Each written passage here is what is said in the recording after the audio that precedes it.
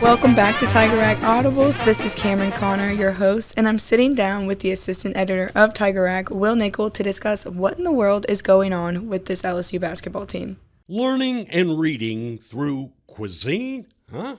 Join the East Baton Rouge Parish Library for its One Book, One Community series in March and April. Come by your nearest library and get a copy of the 2024 selection, Tasting History by Max Miller, to explore the past and immerse yourself in culture through cuisine. To learn more, visit readonebook.org. Welcome back. I'm with Will now. So, Will, Jalen Cook hasn't played since February 13th. Do you think this is perhaps something that's been going on in the works and Coach McMahon is only just now giving us an insight on what's going on with his suspension? It's kind of a weird situation. He's missed, the last 4 or 5 games, and they reported that he had a hamstring injury, but then they would refer to it as a lower leg injury, which the hamstring is not your lower leg. So, it was kind of confusing about the wording on his injury, but I don't know when the suspension happened. He didn't travel with the team to Vanderbilt, and this is the first we're hearing of suspension, so I don't know how long he hasn't been, with the team or what. But before the Vanderbilt game, I believe he was still with the team, still traveling and doing practices and stuff. So I don't know how long this has been going on behind the scenes. Well, do you want to be messy really quick and try to decode what specific standards Cook wasn't meeting for him to be suspended in the first place? Yeah, I don't really want to speculate about. I mean, I don't know exactly. All we have is 2 statements from Matt McMahon. So we don't really, all he said is he didn't uphold the standards that he sets for his team. So we really don't have much information right now. So you're not going to be messy? I'm not going to be messy, no. Okay, how do you see LSU playing against Arkansas tomorrow without star player Jalen Cook in the mix? Arkansas is a really interesting team because, on paper, they're a really bad team, I guess. They don't have any good wins this season. I think they have 5 wins in SEC play, and none of them are against teams in the top half of the league. Yeah, I mean, tell them how you really feel like. But they've scored 102 points against Kentucky last week.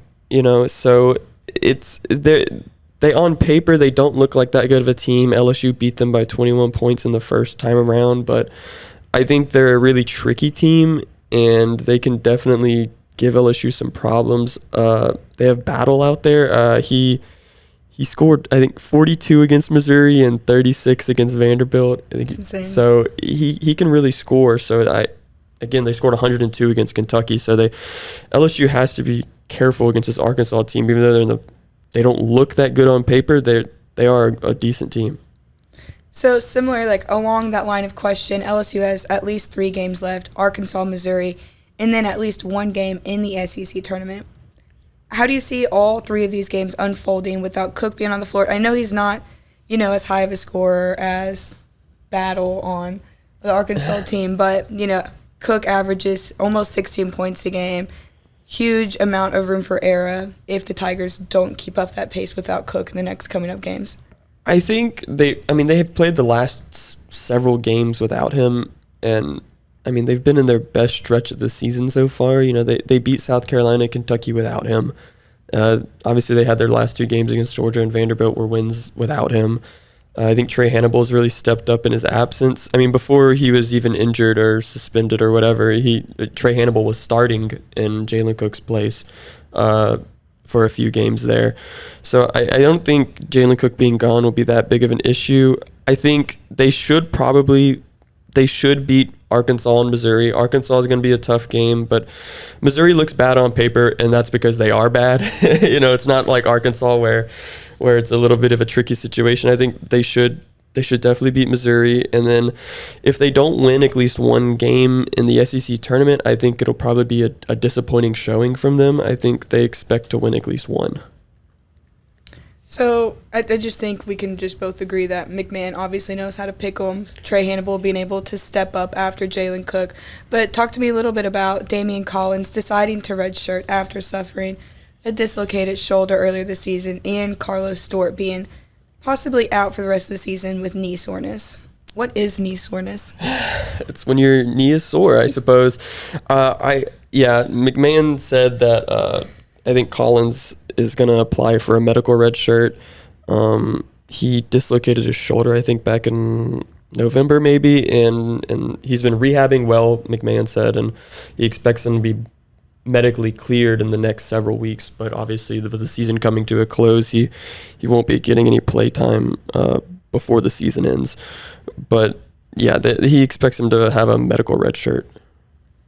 Okay, and I don't know if you saw the update, and while we're on the note of basketball, LSU's Angel Reese, SEC Player of the Year, Michaela Williams named SEC Freshman of the Year. Do you have any thoughts about that? I think, they deserve it, absolutely. Angel Reese I think she's leading the SEC in points and rebounds per game for her second season in a row. She puts a double every single night. Pretty much. And then Michaela Williams has hit the ground running about as well as you can expect from a freshman, playing D1 basketball. So I don't think anyone should have any problems with that. They definitely deserve those awards. Okay, now I'm going to venture off a little bit to a whole entire different area of expertise that you have. Spring football starts today. If you want to take over and kind of talk a little bit about your article that's currently on tigerrag.com, I'm going to hand over the baton to you. Yeah, so number one, we put a couple questions together. One was, can Garrett Nussmeier limit the turnovers on offense and, become more consistent? He's kind of struggled at times with the interceptions, and it's something Brian Kelly kind of touched on before. If he can really, get rid of those turnovers and, become more consistent throwing the ball, I think that would be a massive step forward for him. And obviously the quarterback position is the most important position in football. So a step forward for him is a step forward for the whole team. The second biggest question is maybe the biggest question is, how will the defensive tackle depth go? It's a issue that they've had for the last couple seasons maybe. They don't really have much depth along the defensive tackle position.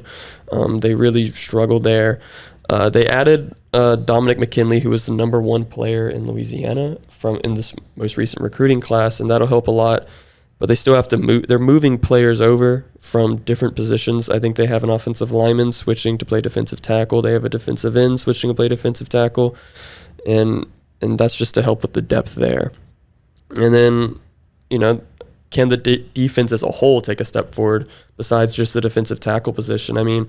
Last season, probably just the worst defense in maybe LSU history. They were really bad. They gave up over 700 yards in a game to Ole Miss in that loss. So I think they gave up 34 points a game or something like that against Power 5 teams.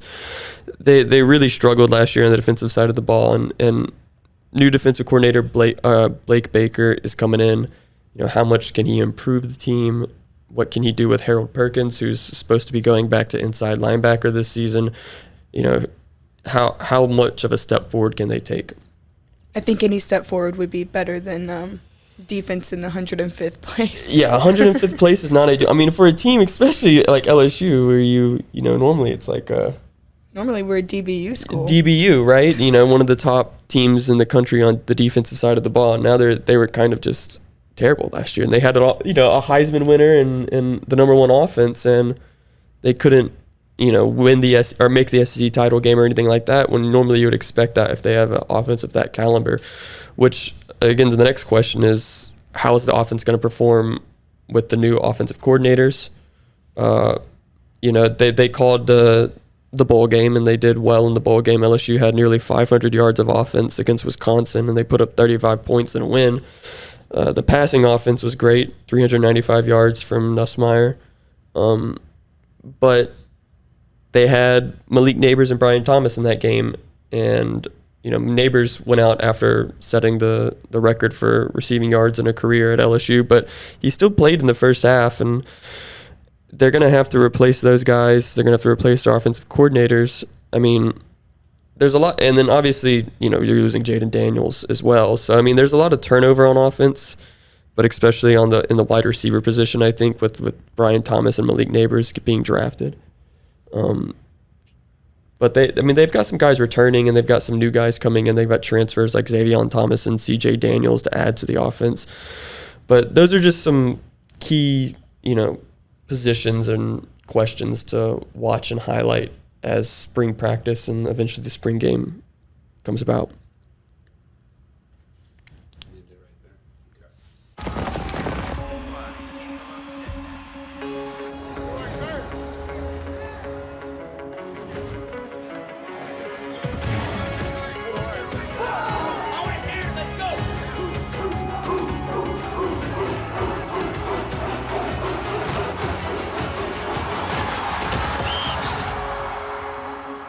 It's your time to move things forward.